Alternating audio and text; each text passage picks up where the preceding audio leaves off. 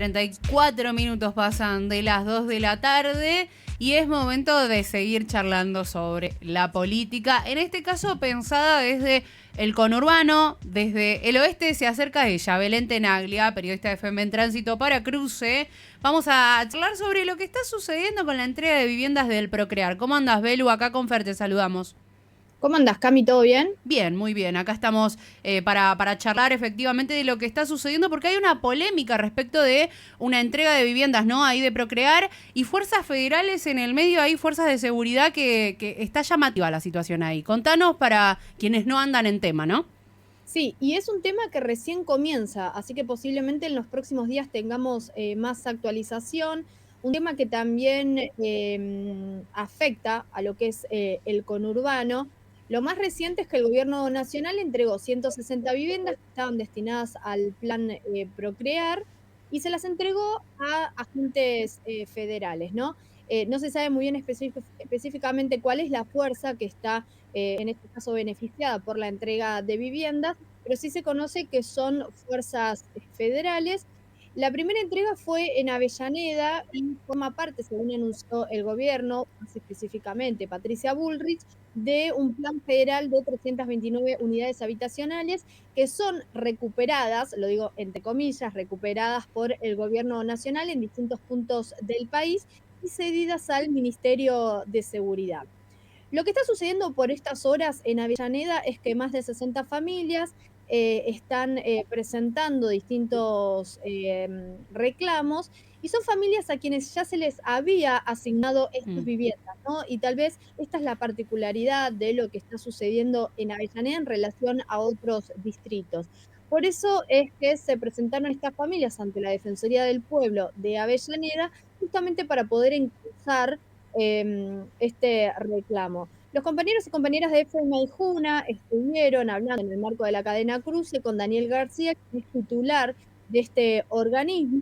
Lo que dijo Daniel García, además de cuestionar la decisión del gobierno nacional, es que, bueno, esto forma parte también de un estado de abuso de poder, ¿no? De violencia institucional, de avanzada del gobierno nacional contra los derechos de los ciudadanos, en este caso con lo vinculado al acceso a la vivienda. Además, consideró García que la entrega de estas viviendas fue un robo y una estafa, ¿no?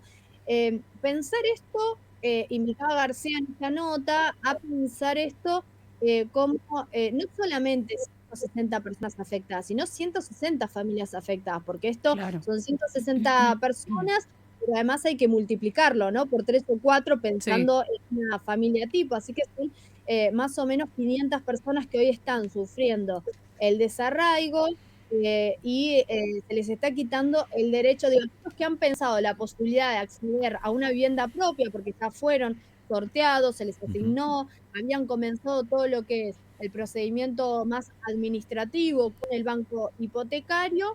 Bueno, de golpe son familias que se quedan sin vivienda, ¿no? Y sin la posibilidad de acceder a una vivienda con las problemáticas que existen en generales en el país con el acceso a una vivienda propia.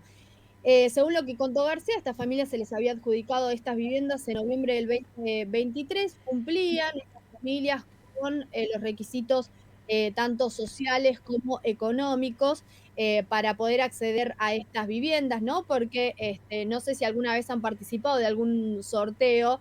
Yo había sido adjudicada en su momento, mira, les cuento una anécdota, A en su ver, momento, en claro. 1000 años, ¿1000 años de Belén historia. intentando tener una casa, se llama esto, ¿no? Sí, sí, Claro. sí, en el 2012, miren cuántos años hace que les estoy hablando. ¿Se acuerdan que había distintas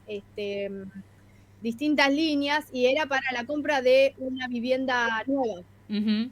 Sí, A esa línea había accedido yo, lo que pasa es que en ese momento era a través de inmobiliarias, que era el tema de las inmobiliarias claro, que te cobraban doble escritura en dólar, claro. bueno, un bardo bárbaro.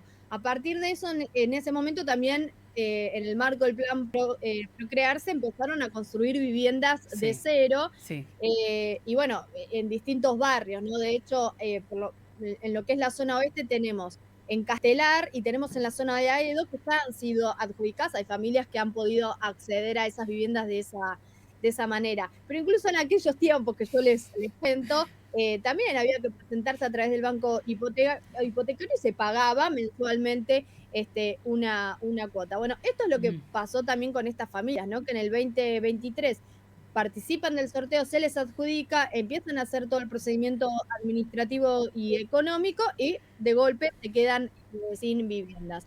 Ahora lo que contaba el defensor del pueblo de Avellaneda es que se presentó un oficio al Estado Mm, Nacional para que dé explicación. Se le está recomendando en principio agotar todas las vías administrativas antes de avanzar en una vía más mm, judicial, sobre todo en estos tiempos, ¿no? Donde la Ujú. justicia está sí, siendo tan, sí. bueno, está tan inclinada hacia un lugar. Sí. El punto es que se están despertando las alertas porque hay otras viviendas Mm, construidas en otros distritos, como es el caso de mm, Ceiza, como es el caso de Morón, como es el caso de San Martín, San Miguel y San Nicolás, además de Avellaneda, Sí, ¿no? eso te iba a decir, Sí, Belén, porque ¿no? Está este caso de Avellaneda que traes, que dejó esto que decís vos, como a 500 personas, digamos, en casa, por lo que es una mm, familia o que conforma una familia. Ahora, el que se arrojó para estas líneas que son para una casa nueva o construir, terminar la casa y toda esa sí. cuestión, digo, está de alguna forma un poco asustado con este antecedente, de alguna forma de lo que pasa en Avellaneda. ¿Qué pasa con esas familias? Acá en San Miguel hubo una línea, me acordé de eso justamente que ahora que lo nombras, por ejemplo.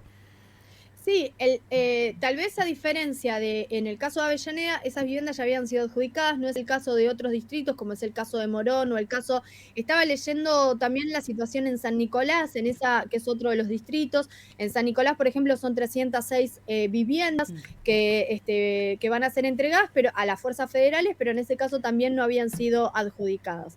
Específicamente en el caso de Morón, hay una situación general, estoy ahí como tirando distintas puntas para poder consultar qué pasa en San Martín, qué pasa en San Miguel, es que hay un desconocimiento todavía de parte de los gobiernos locales, ¿no? ok. Porque la realidad es que no ha habido una Ujú, información oficial de qué van a pasar con esas viviendas. Gobiernos locales que además vienen reclamando que se avance con esas obras. Muchas de esas obras están prácticamente terminadas, lo que pasa que falta, como quien dice, ponerle el moño a esas claro. obras, ¿Quién y se sin saca la embargo, foto, no? exacto, y no ha Sí. habido ningún tipo de respuesta por parte del gobierno nacional en relación a esas obras. Uno es el caso de Morón. En Morón, además de los que ya les mencioné, que es en el Palomar, perdón, en Castelar Sí. y en Aedo, tenemos el caso de El Palomar, que son obras construidas en un 85%. Estuve en el día de ayer hablando con autoridades del municipio de Morón, específicamente con el secretario de Planificación Estratégica, Pablo Iscovich. Él lo que me dijo es que todavía no hay una información oficial, más allá de los rumores que estén circulando al respecto, que hay un problema que es más bien jurídico, o sea, Mm, el municipio ujú. técnicamente no podría accionar en caso que se avance con la entrega de esas viviendas ¿Sabés porque que no justo te iba a tiene. preguntar eso, Belu? O sea, en realidad a los municipios solo les queda el papel de consultante porque no han tenido mucho que ver en la construcción, ni en fondos, ni en términos políticos, ni tampoco en la designación, por ejemplo, qué familia o qué barrio yo veo más afectado en términos de la crisis del acceso a la vivienda. Con lo cual los municipios quedan bastante pintados en este conflicto. Sí, más que un pataleo, Sí. más que un gesto político que puedan llegar a hacer, en principio no pueden Mm, accionar demasiado en términos jurídicos, ¿no? sí. Tal vez habría que consultar ahí con un abogado o abogada experto en la materia, Mm, pero por lo que me decían es que no tienen injerencia en esos terrenos porque encima son terrenos federales. Esa es claro, otra cuestión. claro, exacto. Pero en el caso de Morón, también consulté con el intendente de Morón, Lucas Ujú, Gui, también, o sea, lo que me decía es que en principio ninguna acción se puede ejecutar hasta que no llegue, por lo menos primero la confirmación de que se va a avanzar en total. Ujú. esos terrenos o en esas viviendas. Patricia Bullrich lo mencionó, no es que decimos, ay, una alerta, no, Patricia Bullrich mencionó estos distritos, dijo que son viviendas que también van a ser entregadas, ¿no? En el caso de Morón, son viviendas que no fueron sorteadas todavía, no fueron adjudicadas, faltaba la finalización de las obras, en total son 530 viviendas en el Palomar, de las cuales 200 sí ya estaban terminadas y el resto tenía la obra avanzada en un 85%. Sí. Ya viene el intendente de Morón ahí mencionando la situación de estas obras como el conjunto de las obras que Nación no finaliza, ¿no? Ujú. Es su momento había una propuesta del municipio de acordar con la empresa constructora la finalización de las obras.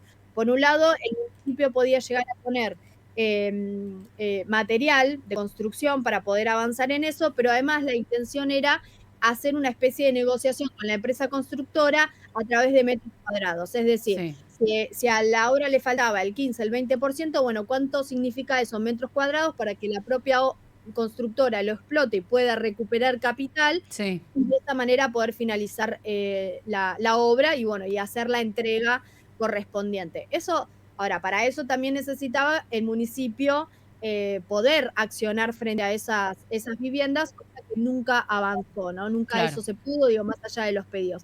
Así que en principio tenemos la incógnita de qué va a pasar con esas viviendas construidas en Ezeiza, Morón, San Martín y en San Miguel, además de lo que sucedió en Avellaneda, y cómo eso, las familias, la realidad es que están cada vez más alertadas, sobre todo estas concretas de Avellaneda, a quienes sí se les ha adjudicado, por eso es que están ya accionando. Hay que ver entonces qué pasa con las viviendas en alerta. En alerta del resto de los municipios. La verdad es que yo, si me asignaron una casa y me mencionan como municipio, me imagino que está la situación de desesperación en esa familia, teniendo en cuenta además la crisis habitacional que vivimos. Belén, por acá un fuerte abrazo, te liberamos, buen fin de semana. Bueno, igualmente, y bueno, seguimos ahí la semana que viene a ver qué novedades tenemos al respecto. Dale, estamos atentos acá en El Cruce. Gracias, Belén. Un abrazo grande. Belén Tenaglia con nosotros y nosotras, periodistas desde FM en Tránsito para la cadena conurbana de Comunicación y Cultura. Desde el conurbano, de 13 a 16. Estás en Fingiendo Demencia.